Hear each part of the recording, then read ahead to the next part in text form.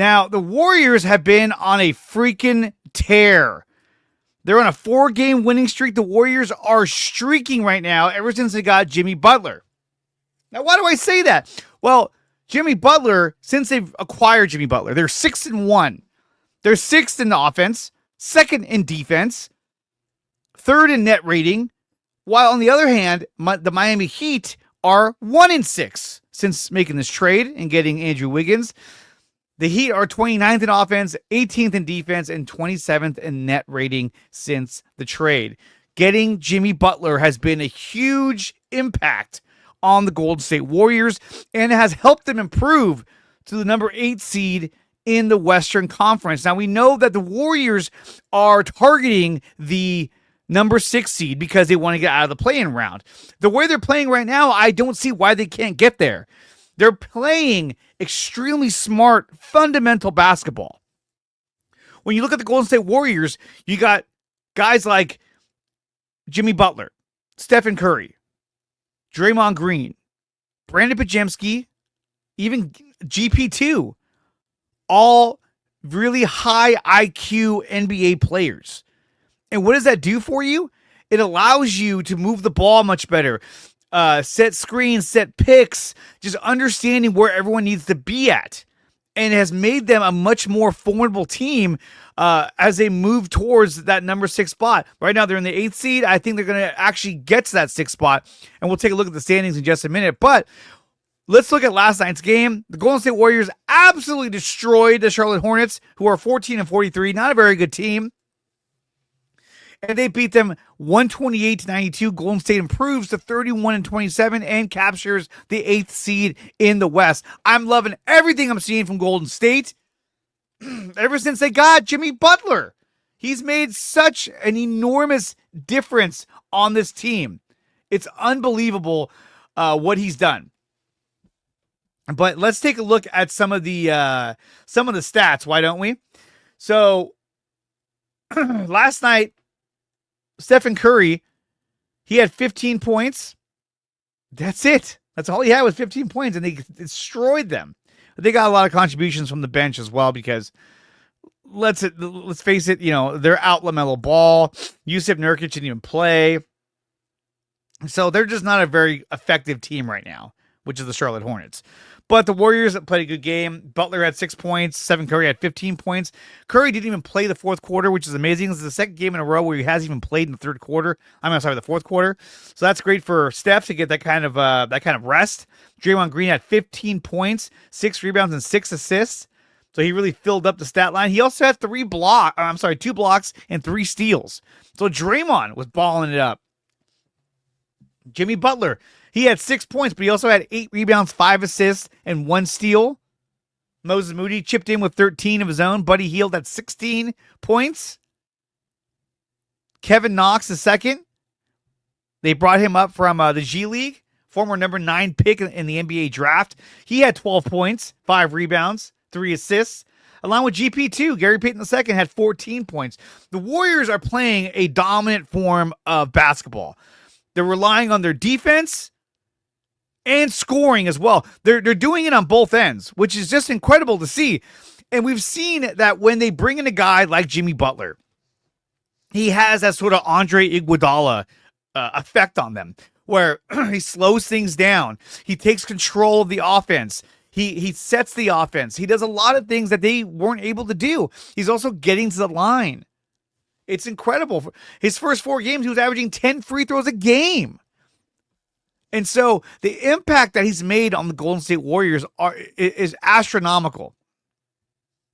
Now, when we look at the previous game, when they went against the Dallas Mavericks, they absolutely crushed them, 126-102.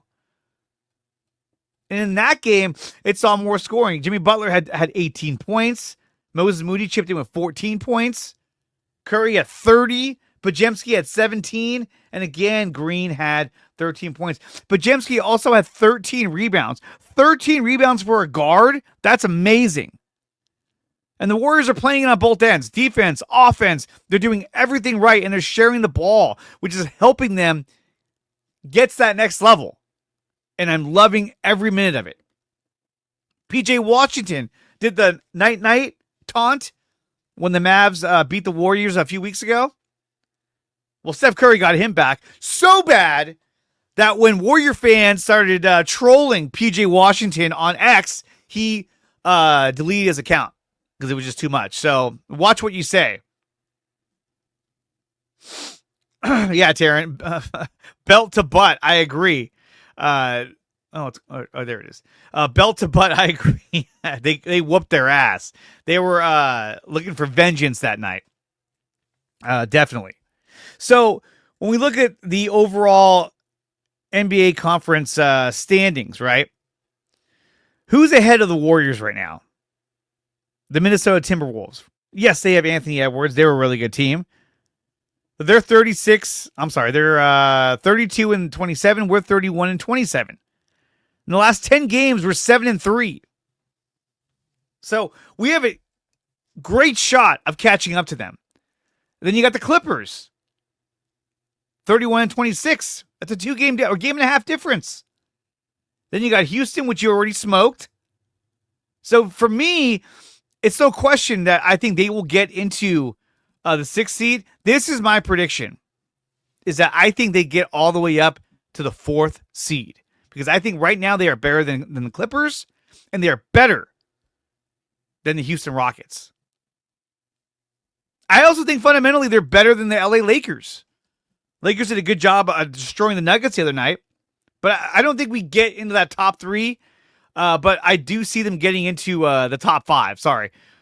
Because right now your top 4 is Lakers, Denver, Memphis, OKC. I don't see them reaching all the way up into there.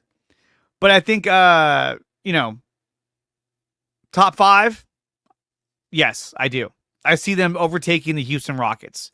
I think they're a deeper team. They're a more experienced team. While the Rockets are a young team, unproven, and may falter towards the end of the season trying to win games. We also know the Warriors have the second easiest schedule in the Western Conference.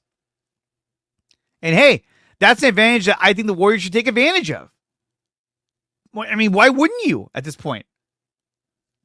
You need to take advantage of every opportunity you have. So that's definitely something that they're going to have to take advantage of. And when we look at the upcoming schedule for the Warriors, they play tomorrow night in Orlando, a team that is not very good. A team that surprisingly is in first place in their division, which is not saying much because first place is 29-31. But they take them on Thursday, which I think they'll get the win there. And also marks the return of Jonathan Kuminga to the lineup. Kuminga has already had multiple scrimmages with Jimmy Butler on the team. And I think that when Kuminga comes back, he's going to add yet another element they haven't had yet. He's a slasher. He can shoot the 3-ball. But his game is very similar to Jimmy Butler. And I think Jimmy's going to teach him a lot about how to play that position, how to be in that same role that he's in. I don't see him leaving in free agency either. I think they're going to resign him because, I mean, why not?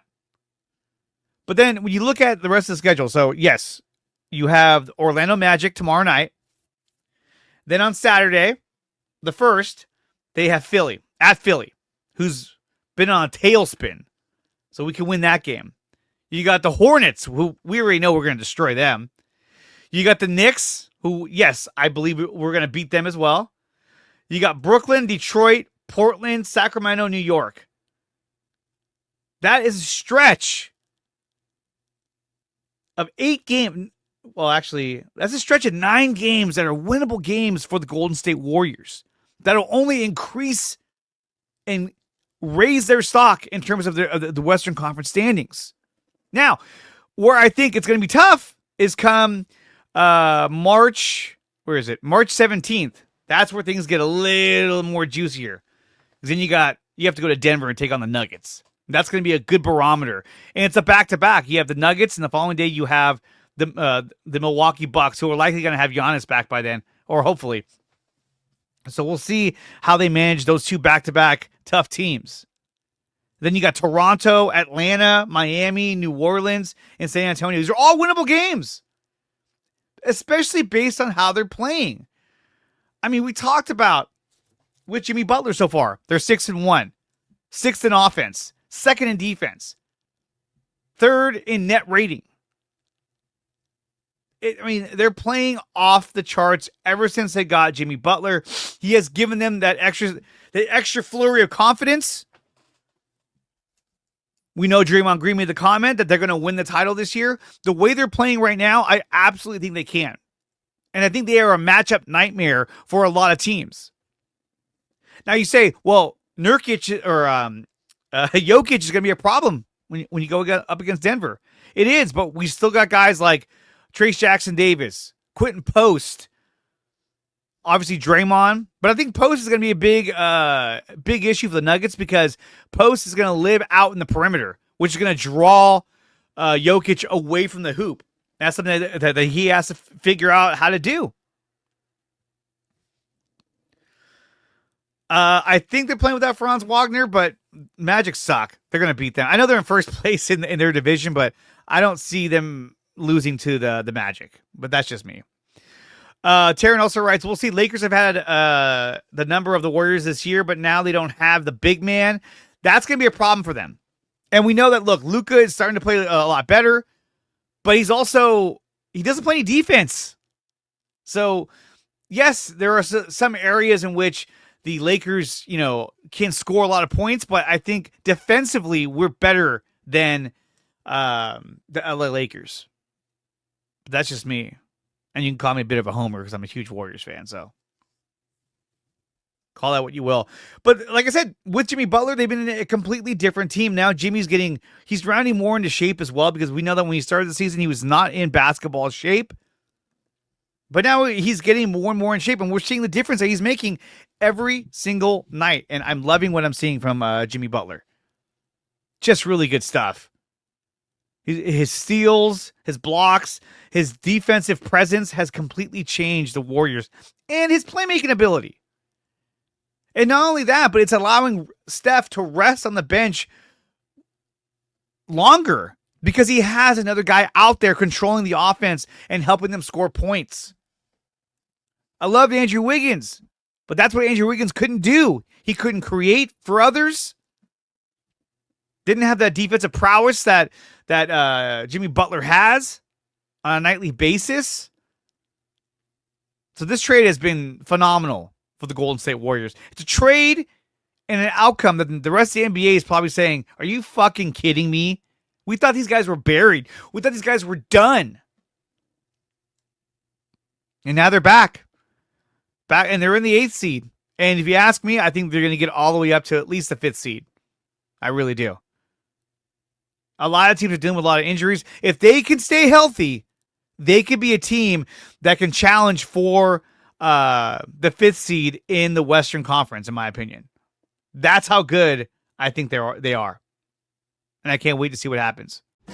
Thank you for watching this video. If you want more of this content, then check out some of these recommended videos right here on your screen. Make sure you like, share, and subscribe to the channel. And if you want to support the channel, you can do so by going to my website, which is nicotina.net, and there are memberships available under DreArea Sports.